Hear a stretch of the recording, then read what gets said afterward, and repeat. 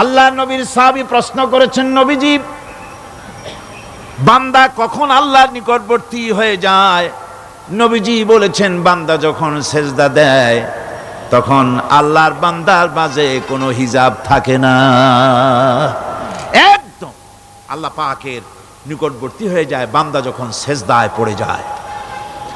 সুতরাং নামাজ হচ্ছে নিকটবর্তী হওয়া, সালাত এটা হচ্ছে নিকটবর্তী হওয়া। নামাজ ফরজ হওয়ার কারণ হচ্ছে এই যে মানুষ আল্লাহর বান্দা বা গোলাম হিসেবে সৃষ্টি হয়েছে, তাই একমুখী হয়ে এর বন্দিগি করা এটা হচ্ছে তার স্বাভাবিক একটা প্রকৃতি। আল্লাহ রাব্বুল আলামিন এই প্রকৃতির দাবি মিটাবার জন্যই নামাজের ব্যবস্থা করেছেন। মানুষের ফিতরত, মানুষের নেচার, মানুষের ফিতরত হচ্ছে এই যে কারো না কারো কাছে মাথা নত করা, হাত জোড় করা, মাথা নত করা, সার্বভৌমত্বের মালিক কাউকে মনে করা। হাত জোড় করতে হলে, মাথা নত করতে হলে, সার্বভৌমত্বের মালিক হিসেবে কাউকে গ্রহণ করতে হলে আল্লাহর বিকল্প কেউ আছে নাকি? ইসলামের মূল দাওয়াতটা হলো ফিতরাত অনুযায়ী দাওয়াত দেওয়া হয়েছে, মানুষ যেন মাথা নত করে, গোলামি করে। এজন্য আল্লাহ রাব্বুল আলামিন বলেছেন যে আমি মানুষ এবং জিনকে সৃষ্টি করেছি, তার কারণটাই হলো মা খালাকতুল জিন্না ওয়াল ইনসা ইল্লা লিয়াবুদুন।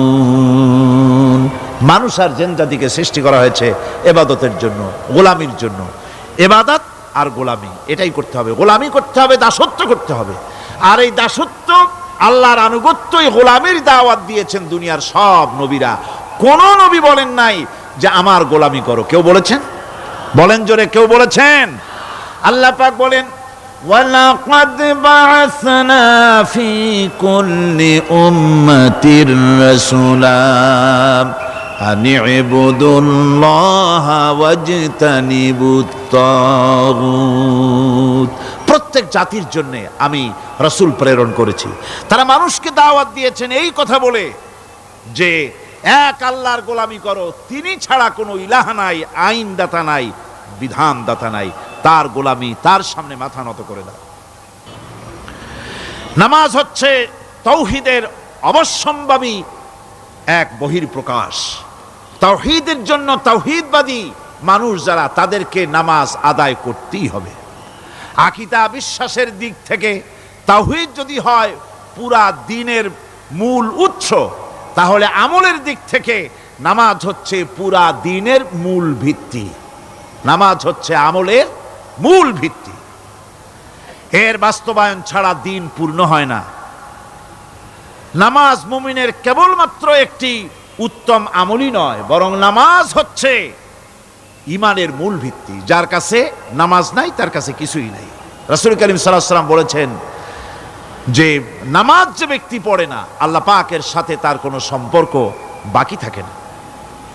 সুতরাং এই নামাজটা হচ্ছে এই যে একমাত্র একাগ্র চিত্তে আদবের সাথে আল্লাহর সামনে রুজু হয়ে যাও।